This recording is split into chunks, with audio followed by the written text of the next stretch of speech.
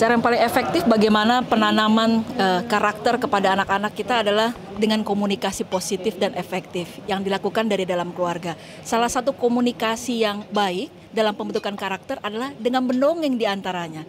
Membacakan buku kepada anak di waktu luang, menjelang tidur, dengan sentuhan yang lembut, dengan kasih sayang, suasana interaktif. Pasti anaknya senang untuk menerima atau mendapatkan informasi terkait pendidikan karakter. Terutama karakter Pancasila, satu ketuhanan yang Maha Esa. Ajarkan kepada anak-anak kita tentang bertuhan, tidak hanya beragama. Konsep dasar Tuhan itu sangat penting sekali dikenalkan kepada anak-anak kita sejak usia dini. Bagaimana beribadah, kemudian bertoleransi kepada orang lain, kemudian bagaimana menyerap sifat dasar Tuhan. Ar-Rahman Ar-Rahim, Maha Pengasih dan Maha Penyayang. Ya, bagaimana mensyukuri takdir yang sudah Allah berikan kepada keluarga kita. Yang pertama, ketuhanan yang Maha Esa. Yang kedua, kemanusiaan yang adil dan beradab. Bagaimana kita bisa memberikan informasi kepada anak-anak kita tentang arti kemerdekaan, tentang hak-hak asasi manusia. Bagaimana kita bisa memuliakan manusia lain.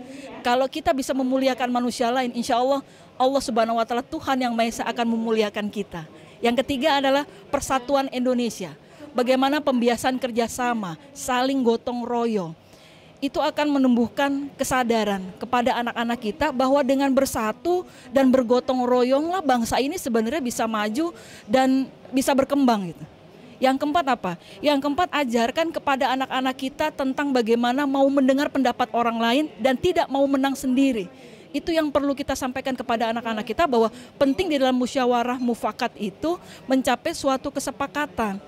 Ya, dan ini kita bisa tanamkan, dibiasakan kepada anak-anak kita sejak usia dini. Sila kelima apa? Keadilan sosial bagi seluruh rakyat Indonesia.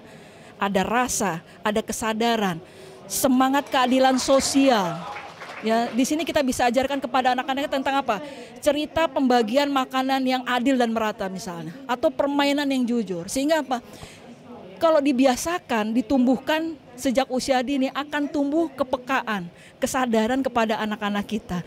Dan ini 5 sila ini yang memang sebagai jiwa kepribadian bangsa, Pancasila sebagai ideologi, sebagai dasar, sebagai pandangan hidup bangsa Indonesia harus ditanamkan sejak usia dini.